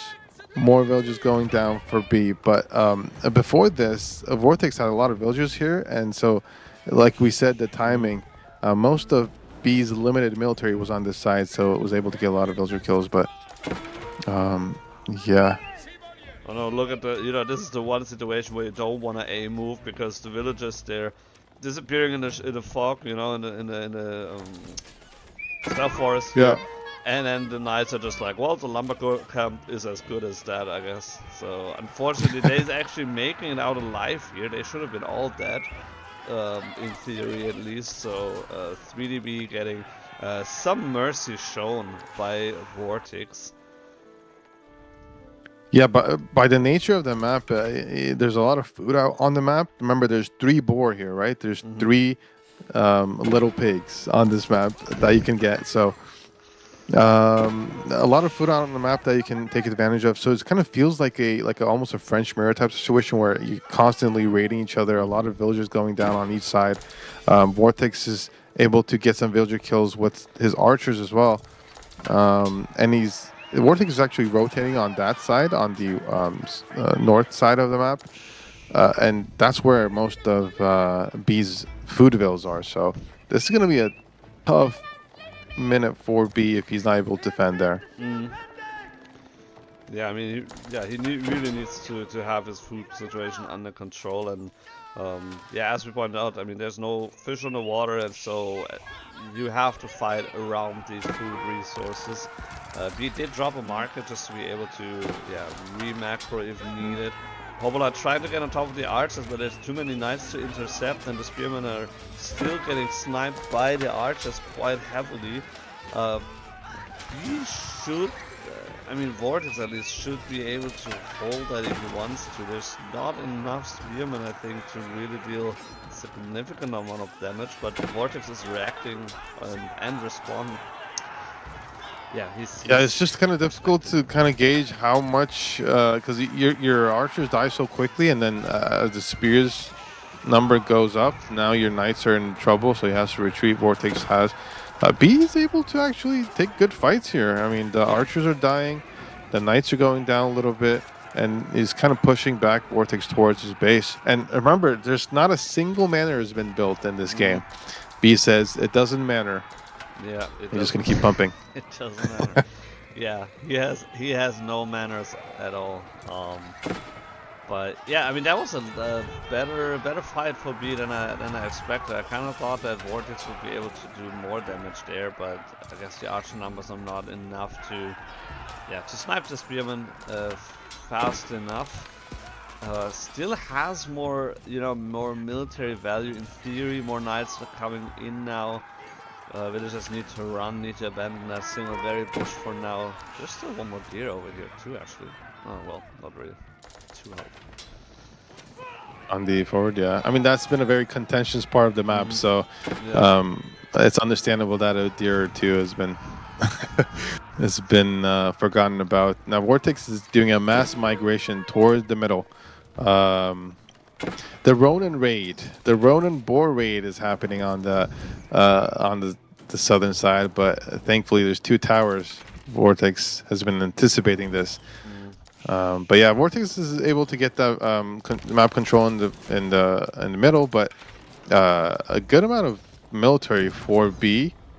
But we'll see what he decides to do. Is he gonna kind of raid? Is what he's trying to do. I think he's just gonna raid with the Hobbler and hold with his Spearman Mass back at home, build some farms, and kind of set up his economy that way. Yeah, Hobbler raid coming in, and I mean this is something where they really excel. They're super fast and they have a high range armor, and so VortiX not reacting in time, losing at least 2 villages.